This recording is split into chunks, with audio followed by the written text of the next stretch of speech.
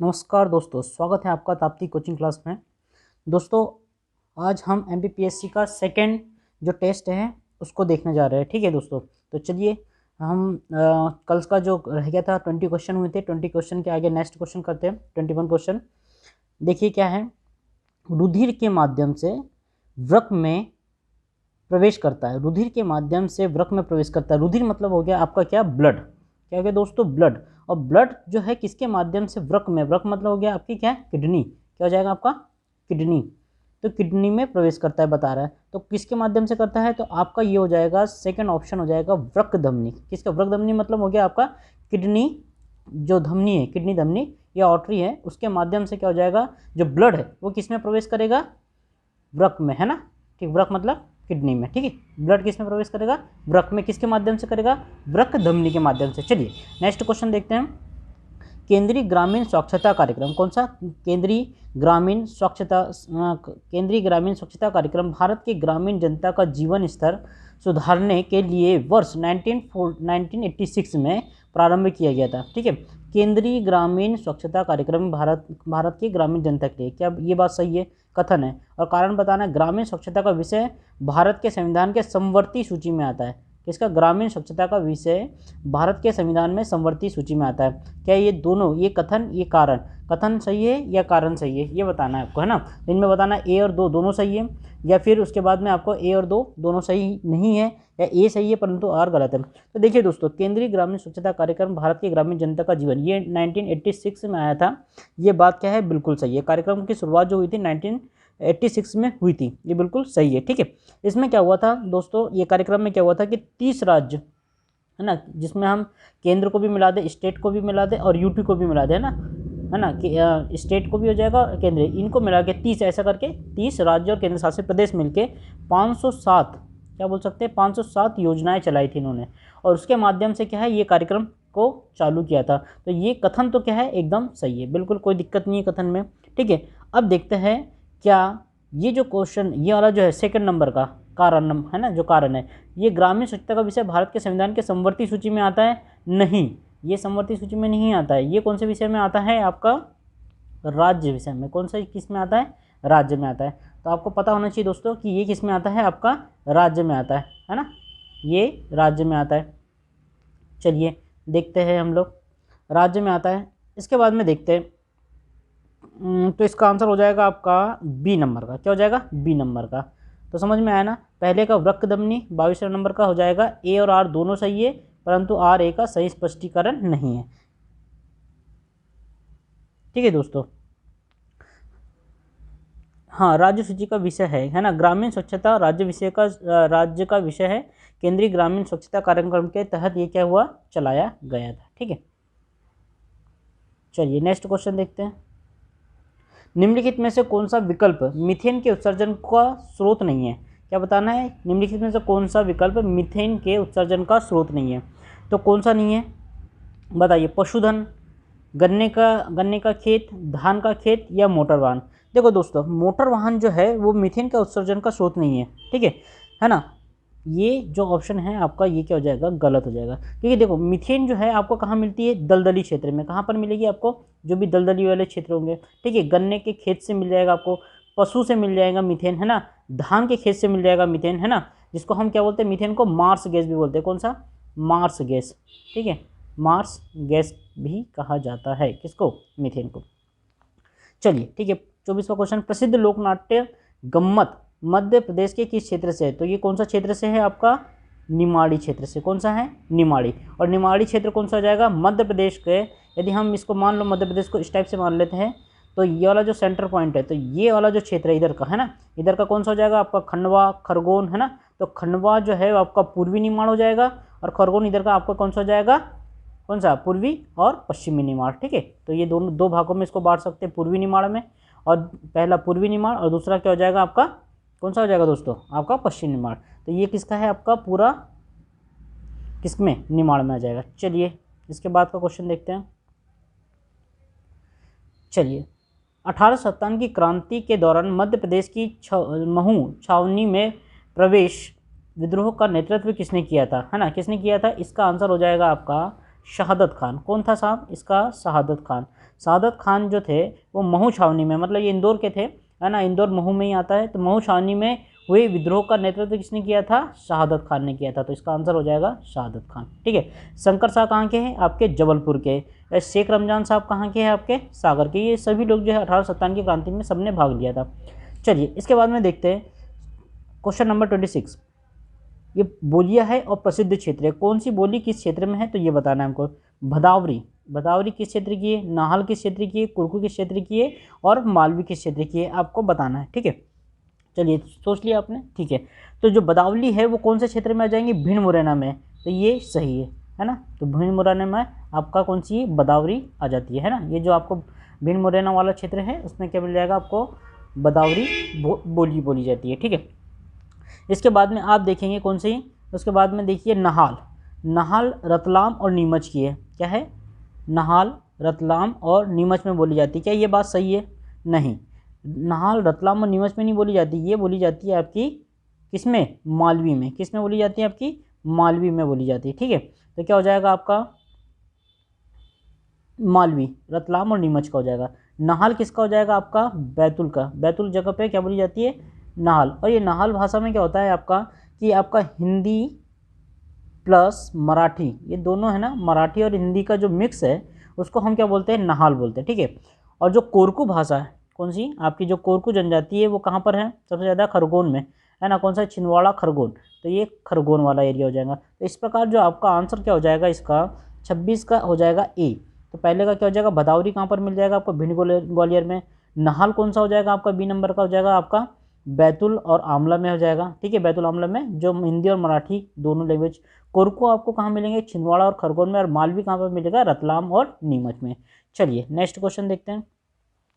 भोपाल रियासत के किस नवाब ने वर्ष 1948 से 49 के भोपाल आंदोलन के पश्चात भोपाल रियासत को भारतीय संघ में शामिल किया था? भारतीय संघ में शामिल किया था, है ना। क्वेश्चन क्या है? भारतीय संघ में, है ना। कौन सी रियासत? भोपाल रियासत को। और किसने शामिल किया ये पूछा गया। तो किसने शामिल किया था? इसका आंसर हो जाएगा सेकंड नंबर का हमीदुल्ला खां। किसने? हमीदुल्ला खां ने। ये क्या किया था? भोपाल रियासत को उस समय 1948-9 में आपको क्या कर दिया था? शामिल कर दिया था। उस समय कौन सी? तो एक तो आपकी भोपाल रियासत थी, एक जूनागढ़ की रियासत और एक हैदराबाद, है ना। ये तीन रह गए थे। तो ये बाद में क्या हुआ? भारत में भारतीय संघ में जुड़े थे। ठीक है, इसका और क्या देख सकते हैं हम इसमें कि जो मोहम्मद खान थे, है ना, ये हमीदुल्ला खान के सबसे जो मतलब दादा परदादा बोलेंगे मोहम्मद खान, है ना। कौन? मोहम्मद खान। इनसे क्वेश्चन पूछा गया था, है ना, क्वेश्चन आ चुका है इससे बीएससी में। तो इन्होंने क्या किया था? 1724 में भोपाल रियासत की क्या की थी? स्थापना की थी। इसलिए पूछा जाता है कि भोपाल रियासत की स्थापना किसने की थी? तो मोहम्मद खान ने। और उसको जो क्या था भारतीय संघ में मिलाने वाले कौन थे? हमीदुल्ला खान। ठीक है, तो ये दोनों याद रखिएगा। चलिए 28वें नंबर का क्वेश्चन देखते हैं कि निम्नलिखित में से कौन सा संप्रेषण, संप्रेषण का मतलब क्या होता है आपका? कम्युनिकेशन। क्या हो जाएगा आपका?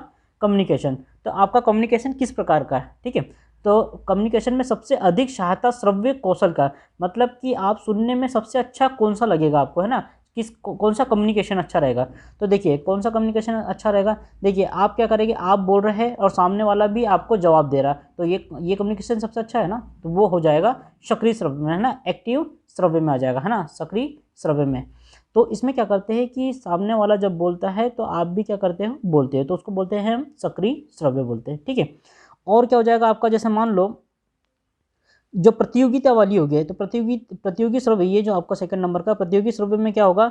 ऐसी स्थिति में क्या करेंगे आप? दृष्टिकोण आ गया। यदि हमने क्या है कि किसी का सुन रहे हैं लेकिन हम क्या कर रहे हैं? उसको जवाब नहीं दे रहे और हम आगे की सोच रहे कि कब होगा खत्म और हम चले जाएंगे, है ना, उसका कोई जवाब नहीं दे रहे, तो वो हो जाएगा आपका प्रतियोगी श्रव्य हो जाएगा। ठीक है, और जिसमें हम क्या करते हैं? आगे जाने का या आगे समझने का प्रयास करते हैं, है ना, वो, और उसकी हम बातों को, जो वक्ता है उसकी बातों को हम सुनना नहीं चाहते हैं, तो वो हो जाएगा किसमें? आपका प्रतियोगी श्रव्य में। चलिए ठीक है, इसके बाद में निष्क्रिय श्रव्य क्या होता है कि आप क्या कर रहे हैं? सामने वाला आपसे बात कर रहा है लेकिन आप क्या है? उसका उत्तर नहीं दे रहे, तो क्या हो जाएगा? ये निष्क्रिय श्रव्य हो जाएगा। तो देखिए सबसे अच्छा कौन सा हो जाएगा? आपका सक्रिय हो जाएगा। सक्रिय वाला में क्या हो जाएगा कि आप सहायता पूछा नहीं ना, तो ये सहायता श्रव्य कौशल किसका हो जाएगा? सक्रिय का। तो आंसर क्या हो जाएगा आपका? सक्रिय। ओके, चलिए सक्रिय श्रव्य हो गया आपका। इसके बाद में देखते हैं और क्वेश्चन। हाँ, 29वां नंबर का क्वेश्चन है आपका, जय विलास महल राज्य के किस जिले में है? तो ये तो बहुत फेमस है, आप कोई भी बता सकता है इसको। कौन सी जगह पर है भैया? ये ग्वालियर में। कौन सा है? ग्वालियर में क्या है आपका? जय विलास महल है। ठीक है, जय विलास महल के बारे में आप जानेंगे क्या है यहाँ पर। ये कब बना था? 1874 में बना था। और तब किसकी लागत क्या थी आपको पता होगा, जान के अंदाजा लगा सकते हैं कि 1 करोड़ रुपए थी उस समय। इसकी ये जो जय विलास महल बना था तब कितना? 1 करोड़ का बना था। लेकिन आज इसकी कीमत कितनी है? लगभग 10,000 करोड़ रुपए। कितनी? 10,000 करोड़ रुपए। ठीक है, तो और इसे बनाने वाले कौन थे? जियाजी राव सिंधिया। कौन थे? जियाजी राव सिंधिया। और कब बनाया था इसको? 1874 में। तो आपसे पूछा जा सकता है कि जय विलास महल कब बना, तो 1874 में। किसने बनाया? तो जियाजी राव, है ना। कौन थे? जियाजी राव ने बनाया था। ठीक है, तो आप ये भी कर सकते हैं। ठीक है, इसके बाद में चलो नेक्स्ट क्वेश्चन देखते हैं। मध्य प्रदेश उद्योग निगम द्वारा संचालित हाट अथवा एम्पोरियल का क्या नाम है? एम्पोरियल का क्या नाम है? चलो ये वाला क्वेश्चन है, इंपॉर्टेंट है ना। मध्य प्रदेश उद्योग निगम के द्वारा हाट अथवा एम्पोरियल का नाम क्या है? मृगनयनी। मृगनयनी इन्होंने एक एम्पोरियम बनाया है, जिसके अंतर्गत क्या कहते हैं, ये प्रोडक्ट बनाते हैं ना, जैसे हैंडलूम टाइप के होता है जो हाथ से बनाए वाले होते हैं। तो ये कितने प्रकार के हैं? 10 प्रकार के। ठीक है, चलो तो इसका आंसर क्या हो जाएगा? मृगनयनी नाम का एक एम्पोरियल का उनने बनाया है। चलिए आगे, नगर निगम के सदस्यों का चुनाव कैसे होता है? तो भैया ये चुनाव जो होता है कैसे होता है? प्रत्यक्ष चुनाव होता है। आपने देखा होगा महापौर, नगर निगम का जो मेन होता है वो कौन होता है? महापौर। और महापौर का चुनाव कैसे होता है? प्रत्यक्ष। प्रत्यक्ष चुनाव का मतलब क्या हो गया कि आप जाके क्या करोगे? वोटिंग दोगे, है ना। और ये जो नगर निगम है कितने साल के लिए रहेगा? 5 साल के लिए रहेगा। इनका टाइम कितना रहेगा? 5 साल के लिए रहेगा। चलिए आगे 32 नंबर का क्वेश्चन। मध्य प्रदेश के प्रथम पुलिस महानिर्देशक, है ना, कौन थे? कौन थे? तो भैया प्रथम पुलिस महानिर्देशक की बात की है तो कौन हो जाएंगे आपके? बीपी दुबे। कौन थे? बीपी दुबे। ठीक है, हाँ, प्रथम पुलिस महानिर्देशक। किसी को शायद इसमें दिक्कत होगी हिंदी में, तो ये देखो आपका क्या हो जाएगा? डीजीपी। कौन था? DGP, director general of police, उसको बोलते हैं पुलिस महानिर्देशक। वो कौन हो गया आपके? बीपी दुबे जी। ठीक है, और इससे पहले वैसे क्या होता था? इससे पहले जो होता है आपका क्या होता था? महानिरीक्षक होता था। क्या होता था? ये महानिर्देशक है, इसके पहले क्या होता था? महानिरीक्षक। क्या होता था? महानिरीक्षक। तो दोस्तों महानिरीक्षक जो था वो 1982 को ये पद को समाप्त कर दिया गया था। और उसके बाद में क्या हो गया? 1982 में हमने क्या लेके आ गए थे? महानिर्देशक को लेके आ गए थे। ठीक है, चलिए नेक्स्ट क्वेश्चन देखते हैं। राज्य में जवाहरलाल नेहरू राष्ट्रीय शहरी नवीनीकरण मिशन के तहत कितने शहरों को चयन किया गया? इंपॉर्टेंट क्वेश्चन है ना। राज्य में जवाहरलाल नेहरू राष्ट्रीय शहरी नवीनीकरण, कैसा? शहरी शहर का आपको क्या करना है? नवीनीकरण करना है, मतलब सफाई, हर चीज़ पे ध्यान देना है। तो आपको कैसा? जवाहरलाल नेहरू राष्ट्रीय शहरी नवीनीकरण मिशन के तहत कितने शहरों को चयन किया गया? 1, 4, 5, 7। तो इसका आंसर हो जाएगा आपका क्या? क्या हो जाएगा दोस्तों? 4। ठीक है, 4 शहर कौन से थे आप ये भी जान लो। एक उज्जैन है आपका, उज्जैन।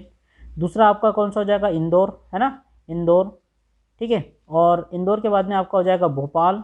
और भोपाल के बाद में आपका हो जाएगा चौथा नंबर का क्या हो जाएगा? जबलपुर। कौन सा? जबलपुर। ठीक है दोस्तों, क्या हो जाएगा आपका? जबलपुर। ठीक है, JBL लिख दो, जबलपुर। ठीक है, इसके बाद में देखिए, और उसका हाँ ये देखिए, यदि आप इसको जानना चाहते हैं कि जवाहरलाल नेहरू राष्ट्रीय जो नवीनीकरण मिशन है कब आया था, तो ये आया था सन 2005 में। कब आया था? 2005 में। ठीक है, चलिए इसके बाद में नेक्स्ट क्वेश्चन देखते हैं। 34, लालिमा अभियान का मुख्य उद्देश्य क्या है? कौन सा? लालिमा अभियान का मुख्य उद्देश्य क्या है? बच्चों को रक्तअल्पता से मुक्ति दिलाना, महिलाओं को रक्तअल्पता से मुक्ति दिलाना, बालिकाओं को, है ना, या उपरोक्त सभी? तो देखो लालिमा अभियान है उपरोक्त सभी से, है ना, बच्चों से, महिलाओं से, बालिकाओं से, है ना। रक्त अल्पता मतलब यहाँ से आपको क्या समझ में आ रहा है? इसको संधि विच्छेद करेंगे तो रक्त अल्पता मतलब रक्त की कमी, है ना, रक्त की कमी से मुक्ति दिलाना है। तो इसके लिए हमने क्या अभियान चलाया था? लालिमा अभियान चलाया। कौन सा? लालिमा अभियान चलाया था। ठीक है, लालिमा अभियान। और कब चलाया इसको? सन 2016 में चलाया था। कब चलाया था? 2016 में, 1 नवंबर 2016 को, है ना, 1 नवंबर 2016 को, सॉरी 1 नवंबर 2016 को चलाया था। चलिए दोस्तों, इसके बाद में नेक्स्ट क्वेश्चन देखते हैं हम। पीतमपुर धार, कौन सा क्वेश्चन आपका? पीतमपुर धार किस मुख्य उद्योग के लिए जाना जाता है ना? किस मुख्य उद्योग के लिए जाना जाता है? क्या ये आतिशबाजी के लिए जाना जाता है? नहीं। ये कृषि के लिए जाना जाता है? नहीं। पेट्रोल रसायन के लिए नहीं। ये जाना जाता है आपका स्वचालित वाहन। कौन सा? स्वचालित वाहन, है ना, गाड़ी अगर वाहन जो बनते हैं आपके, उसके लिए जाना जाता है आपका पीतमपुर, धार। और पीतमपुर किस में आता है? धार में, ठीक है। ऐसे ही आपका मंडीदीप किस में आता है? रायसेन में आता है। कन्फ्यूजन हो जाता है, पीतमपुर शायद इंदौर का होगा, लेकिन नहीं, पीतमपुर धार का है। और मंडीदीप किसका हो गया? आपका भोपाल का। चलिए 36 नंबर का क्वेश्चन देखते हैं। मिशन इंद्रधनुष के तहत किन बीमारियों का टीकाकरण किया जाता है? डिप्थीरिया का, काली खांसी का, क्षय रोग का, है ना। मिशन इंद्रधनुष, है ना, ये बहुत इंपॉर्टेंट है। इसके तहत हम कौन कौन सी बीमारियों का टीकाकरण करेंगे? तो डिप्थीरिया का बिल्कुल सही है, काली खांसी का बिल्कुल सही है, क्षय रोग मतलब टीबी का सही है। तो उपरोक्त तो सभी जो है वो क्या किया जाता है? इनका टीका किया जाता है। इसमें और भी बीमारी आप देखें, जैसे टिटनेस, ये भी किया जाएगा, है ना। उसके बाद में पोलियो का भी किया जाएगा।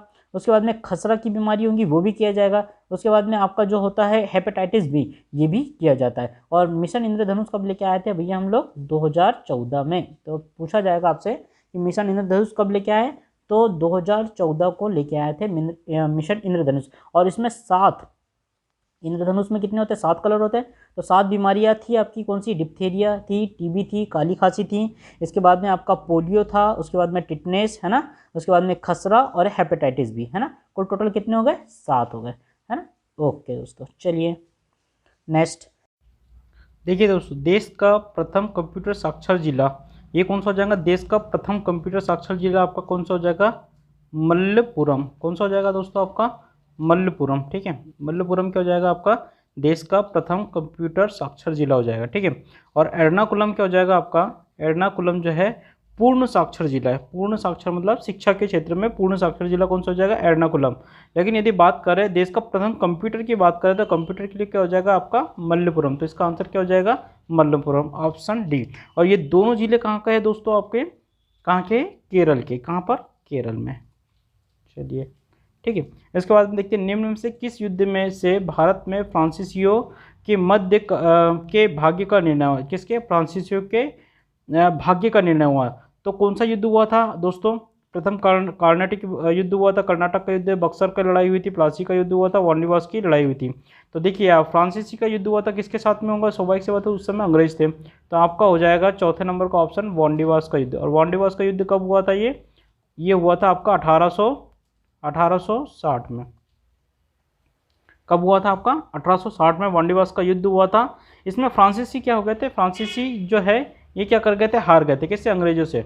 और फिर उनको क्या है, फ्रांसीसियों को यहाँ पर भारत छोड़कर जाना पड़ा था, ठीक है। और 1862 में इनसे पांडिचेरी भी ले लिया गया और फिर ये चले गए थे। तो एक प्रकार से ये जब ये वार्निवास का युद्ध हारे थे, इसका मतलब ये पूरा क्या हो गया था? भारत से हार गए थे, ठीक है। इसके बाद देखते हैं प्लासी का युद्ध, है ना। ये इंपॉर्टेंट क्वेश्चन है, प्लासी का युद्ध कई बार पूछा गया। तो प्लासी का युद्ध कब हुआ था आपका? 1757 में। कब हुआ था? 1757 में। यदि डेट जानना है तो डेट क्या हो जाएगा आपका? 23 जून। क्या हो जाएगा आपका? 23 जून। चलिए, बक्सर का युद्ध हुआ था आपका 1700, कब हुआ था? 1764 में। और ये कब हुआ था? 22 अक्टूबर को हुआ था। कब? 22 अक्टूबर, ठीक है। तो ये 22 अक्टूबर गया। चलिए दोस्तों, तो इस प्रकार से क्या है, हमने ये क्वेश्चन देख लिया। इसका तीनों युद्ध है इंपॉर्टेंट है। और कर्नाटक का युद्ध देखा जाए तो कर्नाटक का जो युद्ध हुआ था यह हैदर अली के साथ में होता है ना, अंग्रेजों और हैदर अली के बीच में हुआ था, है ना। 4 कर्नाटक के कितने युद्ध हुए थे? 4 युद्ध हुए थे, ठीक है। तो ये हुआ था सबसे पहला जो युद्ध हुआ था 1700 कब हुआ था? 68 में हुआ था। कब हुआ था? 1760 से 62 में। 1760 और 62 के बीच में पहला युद्ध हुआ। दूसरा 68 में हुआ था, है ना। चलिए, इसके बाद में नेक्स्ट क्वेश्चन देखते हैं हम। निम्नलिखित में से कौन सा मुगल दरबार के साथ राजकुमार दारा सिकोह के चिकित्सक के रूप में जुड़ा था? मतलब मुगल दरबार के साथ कौन से राजकुमार दारा सिकोह के चिकित्सक बन के आए थे? राजकुमार दारा सिकोह का, है ना, ठीक है। तो भैया कौन था? हकीब Afzal Khan, Ibn Battuta, Francois Bernier, Duarte Barbosa. तो कौन था चिकित्सक के रूप में आया था भैया? Option number C. कौन हो गया? Francois Bernier. और फ्रांसवा से समझ में आ रहा हूँ कहाँ का होगा ये? फ्रांस का। कहाँ का? फ्रांस का है। चलिए, ये समझ में आ गया कि आपका ये फ्रांस का है। और क्या हो सकता है कि दारा सिकोह कौन है भैया? तो दारा सिकोह जो है वो कौन है? दारा सिकोह ये शाहजहाँ का लड़का है। किसका है? शाहजहाँ का लड़का जो है वो कौन है? आपका दारा सिकोह है। और कौन है दारा सिकोह? दारा सिकोह औरंगजेब का भाई भी है। इतना इन्फॉर्मेशन ठीक है। चलिए, क्षेत्रफल की दृष्टि से मध्य प्रदेश का सबसे बड़ा वन्यजीव अभ्यारण्य कौन सा हो जाएगा? क्षेत्रफल की दृष्टि से बोला है, ठीक है, मध्य प्रदेश का बोला है, ठीक है, कौन सा अभ्यारण्य बोला है, तो कौन सा हो जाएगा अभ्यारण्य? नौरादही, गांधी सागर, बोरी ये वन्यजीव अभ्यारण्य या रालामंडल? दोस्तों इसका आंसर हो जाएगा आपका नौरादही। नौरादही जो है मध्य प्रदेश का सबसे बड़ा क्या है? वन्यजीव अभ्यारण्य है। और ये कितना है? 1194 किलोमीटर है। कितना? 1194 किलोमीटर स्क्वायर है, ठीक है। और क्या है इसके साथ साथ में? ये सागर में है। कहाँ पर है? सागर में। अब ये याद रखिए कि नौरादही कहाँ पर है? सागर में है। और मध्य प्रदेश का सबसे बड़ा अभ्यारण्य है, 1194 किलोमीटर में फैला हुआ है। और सबसे छोटा की बात की जाए तो सबसे छोटा हो जाएगा रालामंडल, जो कहाँ पर है आपका? इंदौर में। कहाँ पर है? इंदौर, ठीक है, कहाँ? इंदौर में। और बोरी कहाँ पर है आपका? होशंगाबाद में। इंदौर में मात्र 5 किलोमीटर में, देखो 5 किलोमीटर, कौन कहाँ? 1194 किलोमीटर। तो रालामंडल इंदौर में सबसे छोटा और सबसे बड़ा नौरादही। चलिए दोस्तों, तो इसका आंसर क्या हो जाएगा आपका? नौरादही, ठीक है। और 39 का आंसर क्या हो जाएगा आपका? सी, फ्रांसवा बर्नियर। ओके दोस्तों, थैंक यू।